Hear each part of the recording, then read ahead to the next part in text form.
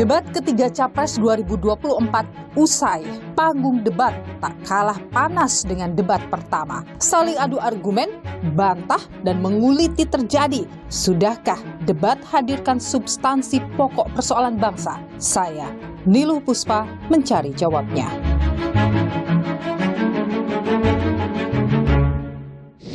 Dan segmen ini adalah segmen yang paling mudah memancing keriuhan.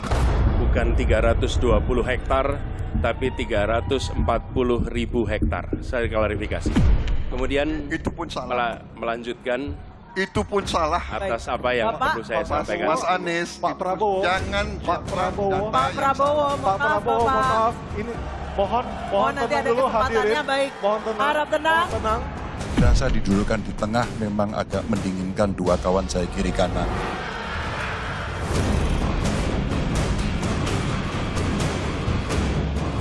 Pak, Bapak ini sudah Menhan selama 4 tahun, hampir 5 tahun. Bukan calon Menhan. Saya terus saja saya menilai Anda tidak pantas bicara soal etik. Mas Anies gak usah takut. Disebut aja angkanya berapa gitu loh. Kayak saya gitu loh.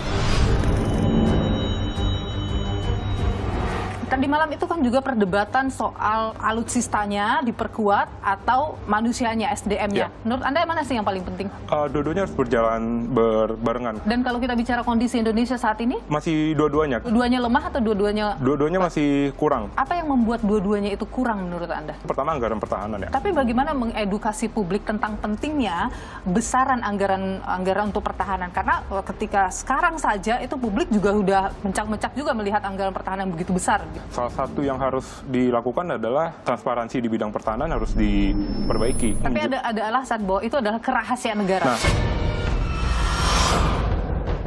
seimbang antara Pak Ganjar Pranowo dengan Pak Anies Baswedan.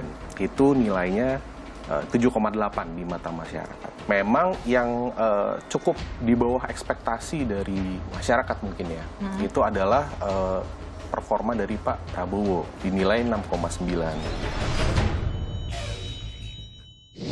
Debat ketiga Pilpres 2024 yang menjadi giliran bagi ketiga calon presiden menguraikan ide dan gagasan soal pertahanan, keamanan, hubungan internasional, dan geopolitik berlangsung lebih panas dari debat pertama. Sama halnya seperti debat pertama, panggung diisi aksi saling serang antara Capres nomor urut 1 Anies Baswedan dan Capres nomor urut 2 Prabowo Subianto.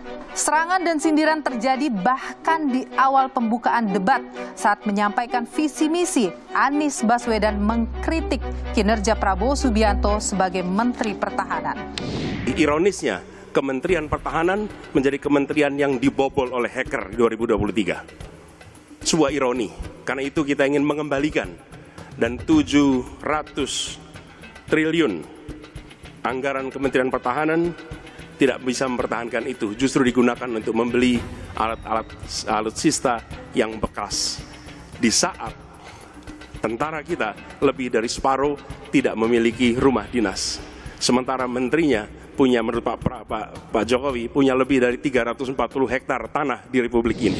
Panggung debat pun makin panas saat pertanyaan pertama baru selesai dibacakan. Anies Baswedan kembali mengungkit soal kepemilikan lahan Prabowo Subianto yang membuatnya bereaksi keras. Sebelum saya menjawab pertanyaan itu, saya mengklarifikasi tadi data yang meleset. Maaf Pak Prabowo, angkanya terlalu kecil. Bukan 320 hektar, tapi 340.000 hektar. Saya klarifikasi. Kemudian Itu pun salah. melanjutkan Itu pun salah. atas apa yang Bapak, perlu saya sampaikan. Mas Anies, Pak Prabowo, jangan Pak Prabowo, data Pak yang Prabowo, salah. Pak Prabowo, mohon maaf, ini mohon nanti tenang ada dulu kesempatannya, hadirin. baik. Mohon tenang. Harap tenang. Mohon tenang. Harap tenang. Bahkan dalam sesi menjawab pertanyaan panelis terkait strategi memperkuat kerjasama antar negara berkembang atau kerjasama selatan-selatan yang dilontarkan kepada Prabowo, sikap Prabowo ketika merespon sanggahan dari Anies sangat berbeda dengan sikap ketika merespon sanggahan dari Ganjar. Kok banyak setuju dengan Pak Ganjar ya? Ya, kalau benar masuk akal, saya setuju. Kalau ngomong-ngomong ya kumaha. Ya, jadi leadership, apakah negara, apakah perorangan, tapi terutama juga negara, harus dengan contoh, ingarso sung telodo. Kita mau mimpin, kita mau bawa agenda, kita mau cerita itu cerita, omon. Calon Presiden nomor urut 3 Ganjar Pranowo yang sedari awal debat bersikap tenang akhirnya mengeluarkan sejumlah manuver kepada rivalnya Prabowo Subianto yang mengkritik soal pembelian alutsista bekas. Jadi mohon maaf kaitan dengan hutang, no utang, no usang. Sehingga alutsista kita betul-betul kita lakukan transfer of teknologi dari dalam negeri. Saya pengen data yang Bapak katakan salah, data pertahanan Anda ini, Anda pertahanan saya, silahkan Anda bantah di sini.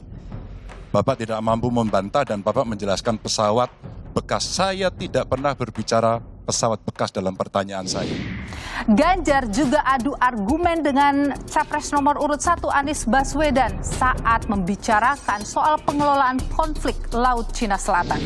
Jawaban Pak Ganjar tidak ada satu kata pun menyebut kata ASEAN. Padahal kata kuncinya di dalam menyelesaikan persoalan ini adalah ASEAN. Dan Indonesia negara terbesar di ASEAN, pendiri ASEAN. Indonesia harus kembali menjadi pemimpin ASEAN yang dominan. Saya tidak memberikan catatan ASEAN. Saya tahu persis pengambilan keputusan di ASEAN itu rumitnya minta ampun. Karena harus dengan konsensus. Perdebatan saudara semakin menarik kala Anies Baswedan dan Ganjar Pranowo sama-sama memberikan nilai pada kinerja Menteri Pertahanan Prabowo Subianto. Berapa skor yang Bapak berikan atas kinerja Kementerian Pertahanan yang dipimpin oleh Bapak Prabowo? Silakan Pak Ganjar. Silakan. 5 juga. Mas Anies gak usah takut. Disebut aja angkanya berapa gitu loh. Kayak saya gitu loh. 11 Mas, dari 100. Tak mau kalah, Prabowo Subianto juga menyinggung partai pengusung Ganjar Pranowo dan Anies Baswedan yang menyetujui kenaikan anggaran pertahanan. Ya, sekali lagi data-data yang Bapak pegang adalah keliru dan juga Pak Ganjar tadi juga banyak kelirunya. Saya sangat transparan dan semua partai yang mengusung Bapak Profesor Anies mendukung APBN, berarti mendukung program saya, termasuk PDIP. Rivalitas antara Prabowo Subianto dan Anies Baswedan makin kentara kala Anies mempertanyakan standar etik dan menyinggung pencalonan Gibran Rakabuming Raka. Prabowo emosional. Ketika Bapak memimpin di Kementerian Pertahanan, banyak orang dalam pengadaan alutsista, PT Teknologi Militer Indonesia, Indonesia Defense Security, lalu orang dalam pengelolaan food estate, lalu ada kejadian-kejadian di mana kita semua menyaksikan ketika ada pelanggaran etika dan Bapak tetap jalan terus dengan cawapres yang melanggar etika. Artinya ada kompromi atas standar etika. Nah, saudara bicara etik, ya kan, saya tuh keberatan karena saya menilai, maaf ya, karena Anda desak saya terus terang aja saya menilai Anda tidak pantas bicara soal etik. Saya merasa bahwa Anda itu posturing, ya, Anda tuh menyesatkan. Usai debat, saudara, 3 capres sampaikan undang-undang. Ini bukan persoalan pribadi, ini adalah soal keselamatan dan keamanan bangsa. Karena itulah kita sampaikan fakta-fakta mengapa kita harus melakukan perubahan. Saya agak sedikit kecewa dengan kualitas, terutama narasi yang disampaikan oleh paslon-paslon yang lain. Menurut saya mereka pertama datanya banyak yang salah, keliru. Kedua, masalah pertahanan ini mau dipakai sebagai bahan mencari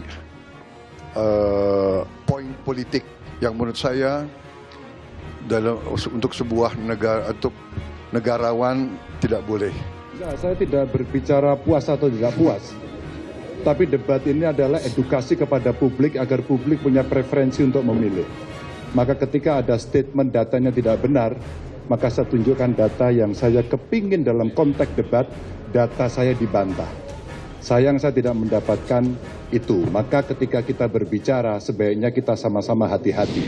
Lantas saudara, apakah performa ketiga capres membahas soal pertahanan, keamanan, hubungan internasional, dan geopolitik benar-benar sesuai dengan substansi dan kebutuhan negara kita? Saya akan mengulasnya saudara bersama dengan analis pertahanan dari Semar Sentinel Indonesia, Fauzan Malufti.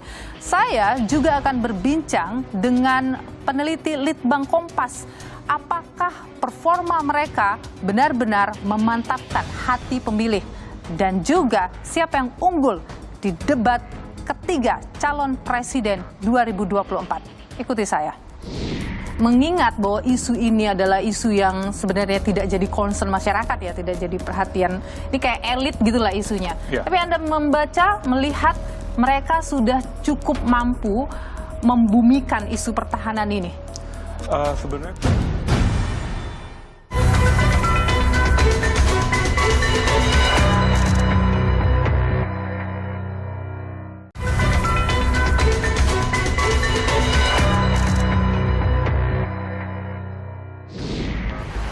debat Pilpres telah dilaksanakan 3 kali dari 5 total debat. Dan yang terakhir pada tanggal 7 Januari kemarin membahas mengenai pertahanan negara. Lantas seperti apa respon dari masyarakat di berbagai kalangan terkait debat Pilpres ini? Ikuti saya saudara. Ini kan udah debat ketiga. Gimana tanggapannya setelah nonton ketiga debat ini? Apakah semakin yakin dengan pilihannya atau malah semakin bingung? Terus terang ya, setelah mengikuti debat antara 1 dan 2 itu, antara pilihan pertama saya itu menjadi keraguan dalam hati dan pikiran saya gitu loh. Tapi pasti nggak golput ya ke Anton Pandey ya? Insya Allah nggak dong. Oke. Bagaimana tanggapan Ibu udah nonton 3 debat ini? Apakah semakin yakin dengan calon presiden dan wakil presiden atau gimana Bu? Ya sementara sih belum terlalu yakin sih. Tapi selama menonton 3 debat ini seru Bu mengikuti debatnya? Ya sementara sih seru-seru sekali ya. Soalnya tidak diduga-duga itunya. Itu apanya perdebatannya ya sengit ya, cukup sengit menurut saya gitu. Kak, ini kan debat capres sudah dilaksanakan 3 kali. Ya, setelah betul. nonton 3 kali, gimana perasaannya? Apakah semakin yakin dengan pilihannya atau malah semakin bingung? Aku semakin yakin karena ketahuan nih yang mana yang berpotensi menjadi pemimpin kita. Makanya jadi ya ini rahasia buat kita juga. Oh ini yang bagus, ini yang kita pilih. Nanti akan ada 2 lagi debat nih, capres dan juga cawapres. Apa yang paling ditunggu-tunggu nih Kak? Jawabannya sih yang pertanyaan yang dia tidak bisa jawab apa yang dari diarahkan kepada dilontarkan lawannya. Tanggapannya gimana selama melihat debat Pilpres sudah 3 kali terselenggara ini? Menarik, ya saling sindir kayak kemarin saya lihat ada saling sindir ya. Menurut saya sih kayaknya debat yang keempat nanti kayaknya akan lebih menarik lagi dan mungkin masyarakat akan bisa memilih dengan baik sih. Tapi setelah melihat 3 kali debat Pilpres ini, apa yang semakin terlihat? Apakah terlihat calon-calon pemimpinnya siapa yang berkualitas atau malah semakin gak yakin dengan pilihannya? Saya harus nonton sampai debat kelima kayaknya. Karena nanti dari situ mungkin saya atau masyarakat yang lain akan bisa menilai masing-masing dari paslon tersebut. Masalah pertahanan, keamanan, hubungan internasional, dan geopolitik, saudara, menjadi tema debat ketiga untuk calon presiden. Apakah para capres ini sudah paham terkait dengan isu ini dan juga bisa menjawab tantangan yang akan dihadapi Indonesia terkait dengan isu yang menjadi tema debat ini? Kita perbincangkan hal ini, saudara, bersama dengan analis pertahanan dari Semar Sentinel Pertahanan, Fauzan Malufti. Terima kasih Mas Fauzan sudah bersama Nilu, sehat selalu. Terima kasih banyak Mbak. Mas Fauzan sudah melihat debat di malam, sudah melihat bagaimana pertarungan 3 capres ini, mengingat bahwa isu ini adalah isu yang sebenarnya tidak jadi concern masyarakat ya, tidak jadi perhatian. Ini kayak elit gitulah isunya. Ya. Tapi Anda membaca, melihat mereka sudah cukup mampu membumikan isu pertahanan ini. Sebenarnya kalau dari yang saya amati itu bisa dibilang kalau menurut saya dari awal debat sampai setengah gitu, mungkin sampai sesi 2 itu cukup agak normatif ya, terlalu banyak jargon-jargon atau target-target yang memang sudah disebutkan juga di dalam visi misi tapi sayangnya entah karena keterbatasan waktu atau out of topic atau mungkin mereka ada fokus lain, jadi detail-detailnya itu kurang. Oke, capaiannya ingin Indonesia kuat, bla bla bla bla, tapi bagaimana pencapaiannya, bagaimana teknisnya, bagaimana timelinenya gitu. Tapi memang yang salah satu yang bisa diambil kesimpulan bahwa memang ketiga paslon ini memiliki target yang kurang lebih sama gitu. Mereka ingin Indonesia lebih kuat, TNI lebih kuat, industri pertahanan kita lebih maju. Kemudian juga ingin meningkatkan kehadiran TNI di kawasan perbatasan, terutama yang banyak dibahas itu di sekitar Laut Cina Selatan, yang artinya itu di sekitar Natuna, Laut Natuna Utara.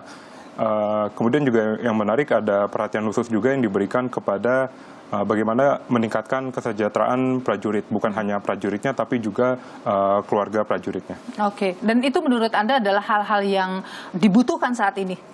Iya, dibutuhkan, walaupun misalnya kalau kita membicarakan kesejahteraan prajurit itu sayangnya yang tidak bahkan mungkin tidak, kalau tidak salah tidak sama sekali disebutkan atau dibahas semalam itu. Oke, kita membicarakan gaji dan lain-lain, tapi bagaimana kesejahteraan dalam bentuk lain. Contohnya kepastian karir, jenjang karir. Karena kan beberapa tahun terakhir kita sering mendengar bagaimana logjam, bagaimana banyak TNI bahkan yang perwira menengah gitu ya, atau bahkan perwira tinggi itu jobless gitu. Mereka punya pangkat tapi nggak punya jabatan. Jadi ada surplus perwira gitu. Di situ sayangnya semalam tidak dibahas. Kemudian masalah kesejahteraan ini juga tidak hanya penting untuk prajurit yang sudah ada sekarang yang memang sudah menjadi TNI gitu. Tapi bagaimana juga kesejahteraan ini akan sangat berpengaruh bagaimana 5-10 tahun ke depan itu TNI bisa mendapatkan SDM yang cukup baik secara kuantitas maupun kualitas. Kita lihat bagaimana di negara-negara lain, Jepang, Amerika, Inggris, Australia, Selandia Baru, dan negara-negara lain, itu sudah kesulitan militernya untuk mencari generasi muda yang mau bergabung dengan militer. Jadi kuota rekrutmennya itu tidak pernah terpenuhi, ya salah satunya karena bagi mereka generasi muda di negara itu, salah satu poin kenapa mereka nggak mau bergabung dengan militer ya masalah gaji, kesejahteraan. Apalagi kalau tadi malam kan paslon banyak membicarakan tentang cyber gitu. Kita bisa lihat gitu, bagaimana generasi muda gitu bisa melihat bagaimana orang yang punya latar belakang IT gitu, latar belakang cyber, sejago-jagonya mereka di bidang IT cyber, kalau gabung ke TNI kan gajinya gaji prajurit gitu. Apalagi alutsista itu lebih banyak yang mengawakinya itu Tamtama dan Bintara, bukan perwiranya. Dan gaji Tamtama Bintara kan jauh di bawah apa yang bisa ditawarkan oleh perusahaan swasta. Bahkan mungkin gaji Tamtama Bintara itu di bawah UMR. Sementara kalau fresh graduate gitu yang punya IT-nya kuat, bidang cybernya kuat, kalau kerja di multinational company aja itu udah pasti gajinya di atas UMR, bahkan bisa sampai 2 digit. Tadi malam itu kan juga perdebatan soal alutsistanya diperkuat atau man behind the gun-nya atau manusianya, SDM-nya. Menurut Anda mana sih yang paling penting? Dua-duanya harus berjalan berbarengan karena. Dan kalau kita bicara kondisi Indonesia saat ini? Ya, masih dua-duanya karena. Dua-duanya lemah atau dua-duanya? Dua-duanya masih kurang. Bukti nyatanya kan kita minimum essential force saja tidak akan tercapai kan di 2024 kan itu udah nggak bisa dibantah lagi, minimumnya aja belum tercapai ya berarti belum kuat pertahanan kita. Jadi ya memang harus SDM-nya iya, alutsistanya kuat karena secanggih-canggihnya SDM, sejago-jagonya pilot misalnya pilot gitu, pilot pesawat tempur sejago-jagonya mereka dilatih, kalau pesawat beneran yang nggak ada ya akan terbatas juga pengetahuan dan skill mereka untuk diaplikasikan di skenario yang nyata. Apa yang membuat dua-duanya itu kurang menurut Anda? Salah satu yang juga dibahas banyak semalam itu pertama anggaran pertahanan ya. Anggaran pertahanan memang selama ini 0,6-0,8% dari GDP Indonesia. Padahal idealnya itu, dan ini juga sebenarnya sudah dimasukkan di RPJMN gitu.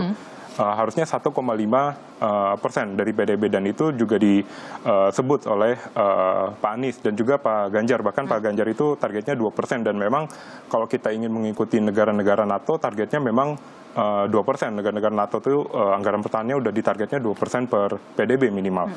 Kemudian juga birokrasi pengadaan alutsista. Ini yang juga menarik, dan ini disebut juga kan oleh Pak Ganjar bagaimana dia ingin pengadaan alutsista itu lebih bottom up. Artinya alutsista yang dibeli itu memang sesuai dengan kebutuhan matra, kebutuhan Angkatan Laut, kebutuhan Angkatan Darat, dan kebutuhan Angkatan Udara. Yang menariknya juga sebenarnya ini tahun lalu ketika ada isu revisi Undang-Undang TNI, itu TNI juga Kapuspen yang waktu itu pernah bilang juga bahwa salah satu poin yang ingin dirubah dalam Undang-Undang TNI bagaimana TNI ingin birokrasi pengadaan alutsista itu lebih simpel, lebih slim. Bagaimana mereka bisa, kalau nggak salah itu idenya TNI ingin mengajukan langsung ke Kemenq, jadi nggak lewat Kemhan lagi. Salah satunya waktu itu dijelaskan alasannya karena selama ini proses pengadaan alutsista, termasuk pemilihan alutsista mana yang ingin dibeli itu terlalu banyak pengaruh politiknya. Oke, itu bisa tidak dilakukan kalau tadi Anda menyebut bahwa Ganjar tadi malam juga dalam debat itu banyak membicarakan hal itu, target-target itu, hal yang realistis untuk direalisasikan? Iya, menurut saya itu cukup realistis ya, tapi ya sayangnya yang tidak kita dapatkan itu detailnya kayak misalnya Anies dan Ganjar ingin anggaran pertahanan 1,5%, 2%, tapi yang sayangnya kita tidak dapat itu timelinenya seperti apa. Apakah mereka nanti menjabat, misalnya kalau mereka menang 2024, terus tahun anggaran 2025 langsung 1%, langsung 1,5%, langsung 2%, atau bertahap misalnya setiap tahun naiknya 0,2 sehingga nanti kalau udah tahun kelimanya bisa 1,5 ke atas gitu. Jadi itu timelinenya sayangnya kita tidak dapat seperti itu. Tapi bagaimana mengedukasi publik tentang pentingnya besaran anggaran untuk pertahanan? Karena ketika sekarang saja itu publik juga udah kalau dalam kutip mencak-mencak juga melihat anggaran pertahanan begitu besar.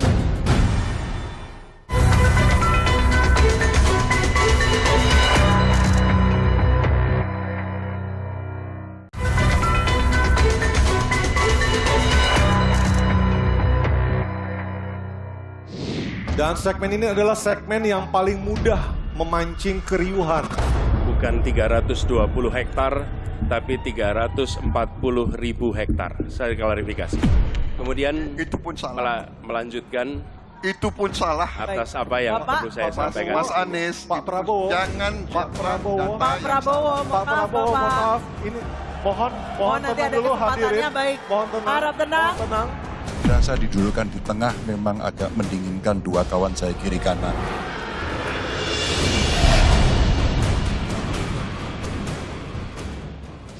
Tapi bagaimana mengedukasi publik tentang pentingnya besaran anggaran untuk pertahanan? Karena ketika sekarang saja itu publik juga udah kalau dalam kutip mencak-mencak juga melihat anggaran pertahanan begitu besar gitu. Ya. Ini juga sebenarnya menjadi tantangan juga bagi Kemhan, bagi pemerintah gitu ya, bagi TNI juga bagaimana menjustifikasi kenaikan anggaran pertahanan. Karena ini kan selalu menjadi debat yang panas kan, kenapa anggaran naik padahal kita ada kebutuhan lain, ekonomi, kesejahteraan dan lain-lain. Salah satu yang harus dilakukan adalah ya transparansi di bidang pertahanan harus diperbaiki. Ini juga yang menjadi poin debat juga kan semalam.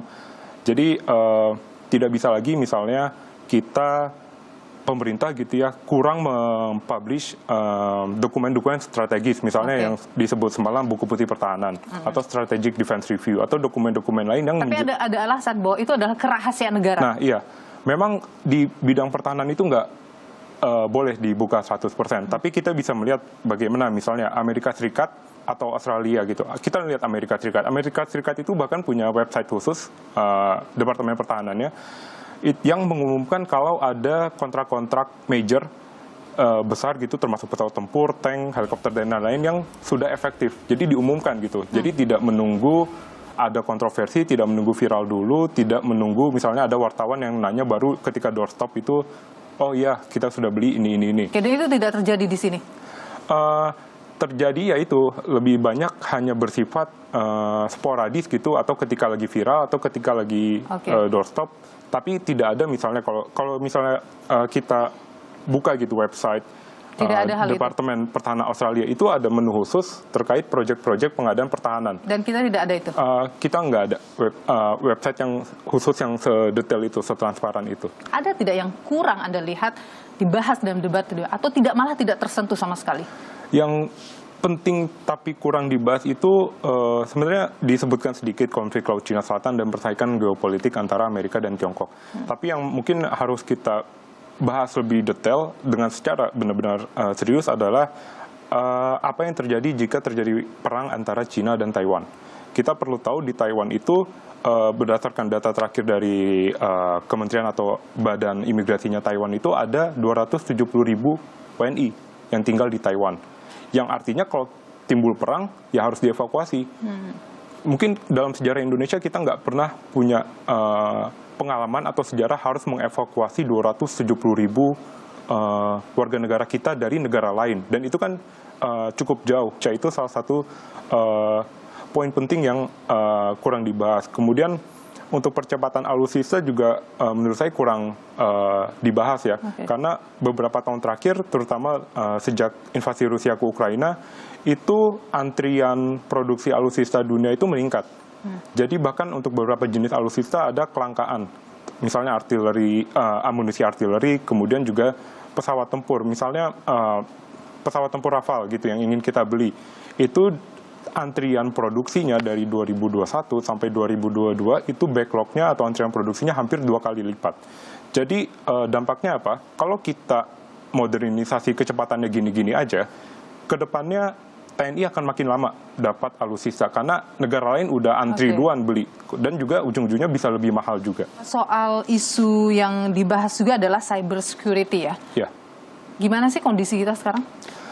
Cyber security masih kurang ya, karena memang satuan Satsiber TNI aja itu baru dibentuk beberapa tahun terakhir. Yang menarik memang misalnya visi misi Pak Ganjar untuk membentuk angkatan cyber, angkatan keempat. Itu menarik karena Singapura juga melakukan itu. Ya, tapi sayangnya detailnya itu kurang. Kapan mau dibentuknya? Apakah langsung nanti 2025 kalau menang gitu atau 2026. Kemudian nanti relasinya bagaimana dengan AD/AL/AU? Apakah nanti kemungkinan ada gesekan persaingan perwira? Kemudian nanti juga itu angkatan baru perwiranya prajuritnya dari mana? Kan nggak mungkin rekrut dari awal, dari nol gitu. Itu juga yang harus sebenarnya dibahas juga. Kemudian kemampuan kemarin juga semalam sebenarnya agak awal-awal itu agak terlalu mencampurkan atau terlalu tercampur gitu antara cyber security dan cyber defense gitu kayak pinjol, kayak itu memang keresahan masyarakat. Tapi kan kalau tidak salah tadi malam itu sebenarnya konteksnya lebih ke cyber defense, ke pertahanan. Kalau cyber security itu kan lebih ke ranahnya BSSN, Polri. Sementara kalau cyber defense itu baru yang lebih ke Kemhan, lebih ke TNI. Yang juga tadi malam jadi perdebatan panas adalah MIF ya. Ini jadi perdebatan panas. Kita lihat dulu perdebatannya ya Mas ya. Ini Bapak tidak menjawab sama sekali pertanyaan saya, Pak. Saya pengen data yang Bapak katakan salah, data pertahanan Anda ini, Anda pertahanan saya, silahkan Anda bantah di sini. Bapak tidak mampu membantah dan Bapak menjelaskan pesawat bekas. Saya tidak pernah berbicara pesawat bekas dalam pertanyaan saya. Minimal saya bertanya, tadi kalau Bapak mendengarkan terakhir, capaian MIF kita hanya 65-49% dari target 79%, dan ini mengkhawatirkan karena akhir tahun ini sudah harus selesai. Bapak juga tidak menjawab. Jadi artinya sebenarnya apa yang Bapak jawab dari seluruh pengelolaan pertahanan yang ada di Indonesia ini? Kalau kita bicara MEF itu mulai dari berapa periode yang lalu. Ya, kalau kita mau buka-bukaan Menteri Pertahanan sebelum saya, apakah tidak juga berpengaruh? Juga Menteri Keuangan yang banyak tidak menyetujui disbursement. Jadi mari kita diskusi dengan baik sebagai negarawan dan tidak mencari-cari hal-hal yang keliru. Sebenarnya kalau kita bicara MIF kita, bagaimana sih Mas dengan apa yang kondisinya sekarang kan di bawah standar itu disebutkan ya menurut Ganjar, dan datanya juga memang di bawah standar ya? Iya. Oke. Bagaimana sih sebenarnya hal ini berpengaruh Mas? Ya, MIF itu memang kan sudah dimulainya 2009 ya. Dan jangka waktunya itu 3 renstra dari 5 tahun berarti 2009 ke 2024. Harusnya tahun ini 100% idealnya, tapi kenyataannya udah hampir saya bilang mustahil bisa sampai 100%. Karena contohnya kapal selam targetnya 10 atau sampai 12 supaya MIF terpenuhi. Sementara kita sekarang hanya punya 4 gitu. Apakah kita bisa mengejar? Ya tidak mungkin, karena kapal selam modern itu waktu produksinya aja 6 sampai 7 tahun. Jadi memang minimum essential force, atau nanti mungkin ada program lanjutannya optimum force atau full force gitu dan lain-lain, terserah istilahnya seperti apa, itu memang tidak bisa dikerjakan 1 atau bahkan 2 periode pemerintahan saja, itu tidak cukup. Jadi 10 tahun itu tidak cukup untuk membangun kekuatan pertahanan. Jadi memang tidak bisa disalahkan atau dibebankan ke 1 periode pemerintahan, tapi harus bahkan 2, 3, sampai 4 periode pemerintahan itu harus estafet gitu untuk membangun kekuatan. Terakhir saya mau tanya, kalau Anda harus memberikan, tadi malam ada perdebatan sama memberikan nilai, Anda memberikan nilai debat tadi malam berapa? Kalau debatnya sendiri, debat secara keseluruhan ya, saya beri nilai 7. Karena 7? Karena memang banyak yang pendapat juga sebenarnya banyak yang bisa diperbaiki gitu dari format debatnya. Misalnya kita moderator terlalu lama membuang waktu untuk menenangkan para supporter, dan itu padahal kan sudah terjadi di debat 1 kedua. Jadi apa solusinya? Apakah supporternya dikurangin atau lebih tegas seperti apa? Jadi waktu debatnya juga, waktu jawaban pertanyaannya itu masih sangat kurang, sehingga banyak jawaban-jawaban yang sebenarnya bagus atau respon-respon yang sebenarnya juga bagus, tapi nggak ada kesempatan untuk paslon untuk lebih, dalam tanda kutip, lebih saling menggali atau lebih saling serang gitu. Tapi kalau kita bicara soal saling menggali, saling menyerang, saling membuka di debat, skornya berapa?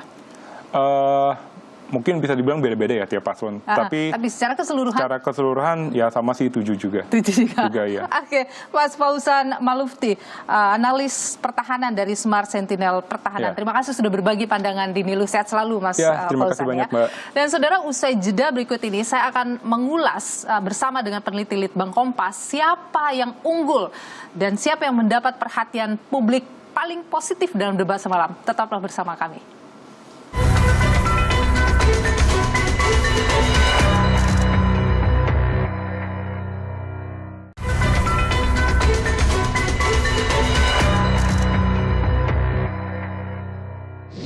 Dan segmen ini adalah segmen yang paling mudah memancing keriuhan.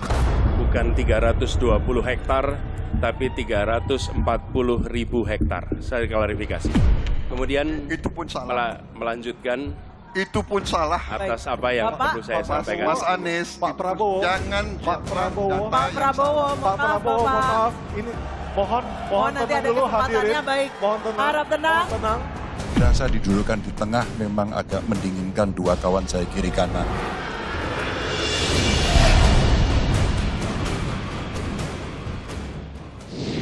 Saling sindir soal etika, anggaran Kementerian Pertahanan hingga alutsista bekas mewarnai panggung debat ketiga calon presiden, saudara. Apakah kemudian apa yang mereka pertontonkan dan juga substansi dari debat ini mampu memantapkan hati pemilih? Kita ulas bersama dengan peneliti Litbang Kompas, Rangga Eka Sakti. Mas Rangga, terima kasih sudah bersama Nilu. Sehat selalu Mas Rangga. Mas Rangga, kalau kita bicara soal debat yang sudah berlangsung kemarin, respon publik siapa yang paling mendapat respon positif? Jadi memang kita mencoba untuk melakukan penilaian ya Mbak. Kemarin selama debat berlangsung, kita mencoba melakukan penilaian ke 3 aspek. Yang pertama adalah aspek cara menjawab dari tiap calon presiden, kemudian aspek penguasaan materi, dan yang ketiga adalah aspek penampilan, termasuk pakaian, ekspresi, dan sikap ketika di atas panggung. Nah, dari ketiga calon presiden itu, yang mendapat penilaian cukup positif memang seimbang antara Pak Ganjar Pranowo dengan Pak Anies Baswedan. Itu dari keduanya di aspek penampilan misalnya, itu nilainya 7,8 di mata masyarakat. Sedikit berbeda soal penguasaan materi, Pak Ganjar dinilai lebih unggul sedikit di 7,4, sedangkan Pak Anies 7,2. Memang yang cukup di bawah ekspektasi dari masyarakat mungkin ya, itu adalah performa dari Pak Prabowo. Di sini, terutama dalam aspek penampilan dan juga cara menjawab itu dinilai cukup relatif lah, tidak sebaik 2 calon yang lain. Gitu. Dinilai 6,9. Gitu. Meskipun secara penguasaan materi sebenarnya tidak terlalu buruk, bahkan publik cenderung menilai cukup baik di angka 7,1. Untuk Prabowo Subianto? Betul. Jadi kalau kita katakan 01 dan 03 unggul dalam debat kemarin? Bisa dibilang begitu. Tapi kalau kita bicara soal apa yang diulas oleh mereka, oleh para capres ini di debat, soal substansi yang mereka bawakan, publik mampu menyerapnya tidak? Mereka merasa itu cukup membumi tidak? Mungkin tidak semua publik kemudian bisa memahami konteks yang dibicarakan ya, karena memang soal pertahanan, hubungan internasional, geopolitik itu kan bukan bahasan sehari-hari gitu ya. Dan mungkin efeknya tidak dirasakan secara langsung oleh masyarakat. Namun yang kita coba lihat itu bagaimana dengan tema yang cukup berat pun antusiasme masyarakat itu relatif terjaga gitu. Kalau kita coba lihat di debat pertama itu antusiasme atau jumlah masyarakat yang menonton kisaran 50% ke bawah. Nah, debat kedua momentumnya semakin baik ya, 65%. Ini kurang lebih hampir sama di kisaran 63%. Jadi kurang lebih agak turun sebenarnya dari debat cawapres kemarin. Betul, agak sedikit turun. Tapi publik ini tertarik dengan substansi atau tertarik dengan saling sindir yang begitu panas dalam debat semalam? Ya itu bumbu yang mungkin tidak bisa dinafikan juga ya Mbak ya. Dalam artian kita bisa melihat bagaimana debat kedua kemarin yang juga mulai membangun dinamika, mulai membangun tensi itu bisa jadi juga memberikan ekspektasi ke masyarakat kan. Wah ini nanti kemungkinan seru nih, ada debat seperti apa lagi nih, ada dinamika seperti apa yang sehingga antusiasme tadi tetap terjaga Mbak. Kalau dari hasil polling ini, debat itu mampu tidak yang tadi malam berlangsung ya menggoyahkan hati? Mungkin kan kita lihat masih ada yang undecided voters ya, belum memilih, bahkan ada yang swing voters juga gitu. Bagaimana? Kurang lebih hampir sama dengan beberapa debat sebelumnya ya. Jadi kita di kisaran belasan persen lah, yang kecil 10, 11 sekitar segitu angkanya. Jadi memang bisa dibilang apabila tidak ada pengaruhnya sama sekali ya tidak juga ada pengaruhnya. Tapi seberapa besar kemudian itu berpengaruh memang berbeda lah di tiap individu begitu. Ada pertanyaankah ke respondennya misalnya? Apakah Anda akan memilih, sudah menentukan pilihan dan sebagainya? Ada. Dan mereka rata-rata jawabannya?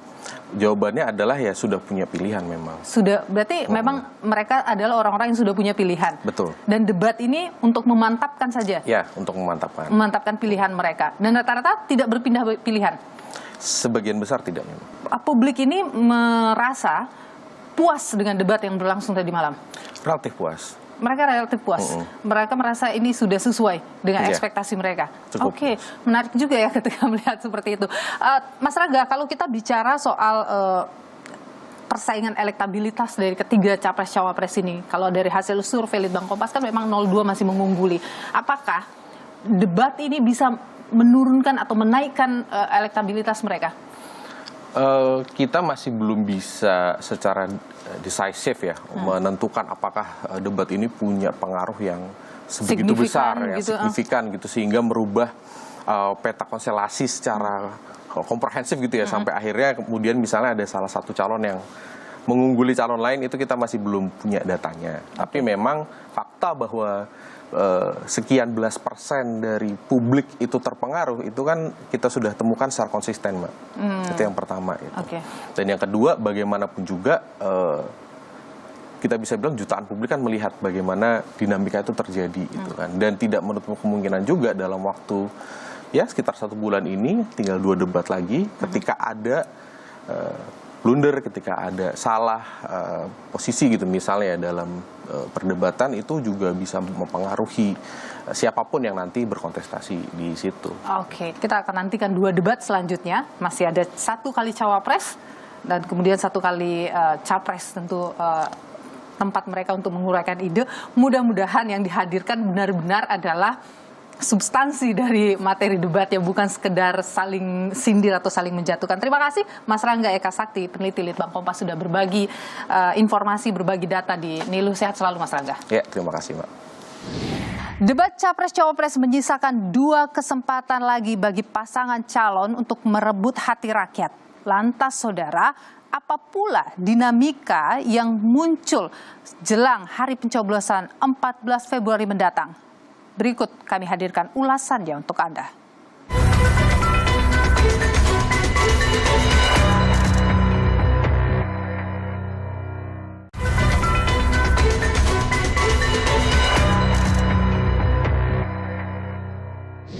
Dan segmen ini adalah segmen yang paling mudah memancing keriuhan.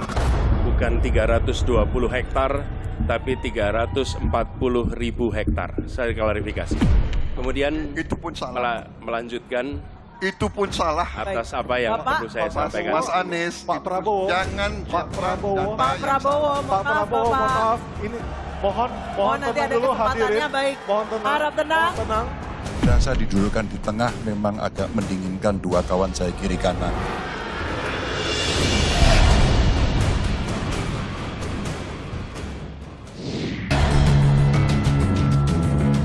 Tiga dari 5 debat Pilpres telah terselenggara. Tersisa 2 debat yang akan jadi panggung bagi calon pemimpin bangsa yakinkan masyarakat lewat uraian gagasan dan ide. Selain debat di awal tahun, Capres-Cawapres langsung tancap gas berkampanye menyapa warga di berbagai daerah. Demi mendapat perhatian masyarakat, para Cawapres melakukan kampanye unik, seperti yang dilakukan Cawapres nomor urut 1 Muhaimin Iskandar. Awal Januari lalu, Gus Imin datang ke Garut, Jawa Barat. Tak hanya bertemu warga, Gus Imin juga cukur rambut. Bukan di tempat biasa, Gus Imin datangi tempat cukur rambut Jokowi dan SBY. Masyarakat pun antusias melihat dan mendoakan Gus Imin terpilih menjadi pemimpin selanjutnya. Cawapres nomor urut 2 Gibran Rakabuming Raka kampanye di Sragen, Jawa Tengah. Gibran menyapa warga yang melakukan senam goy atau senam gemoy.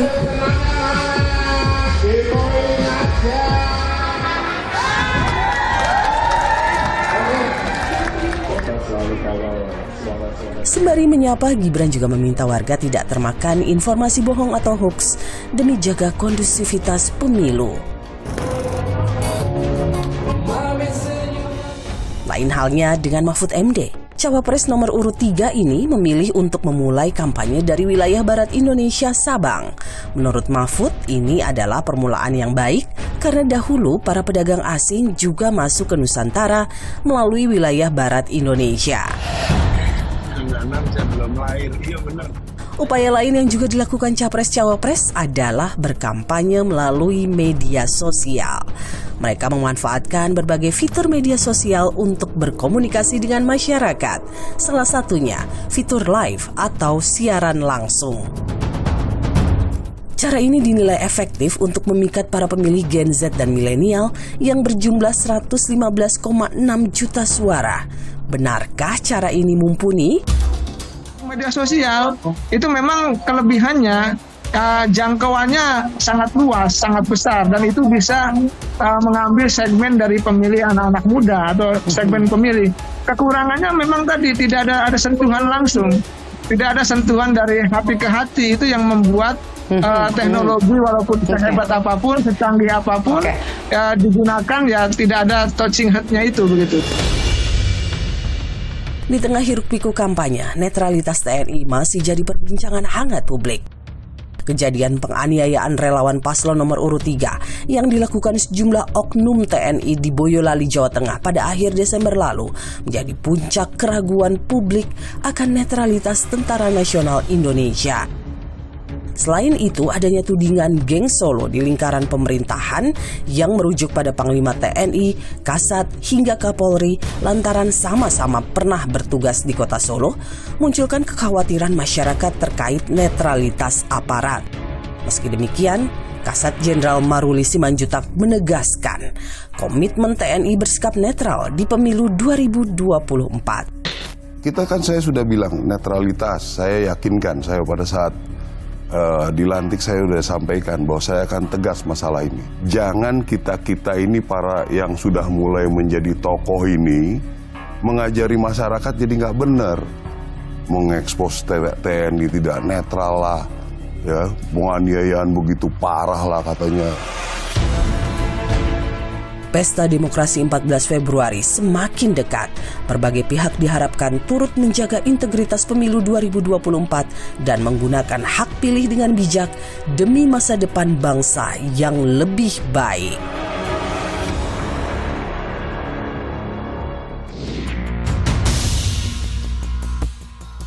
Masih 2 debat menanti, gagasan yang langsung memberi solusi akan pokok permasalahan harus dihadirkan karena debat sejatinya ruang adu pemikiran tokoh bangsa, bukan tempat saling adu sensasi.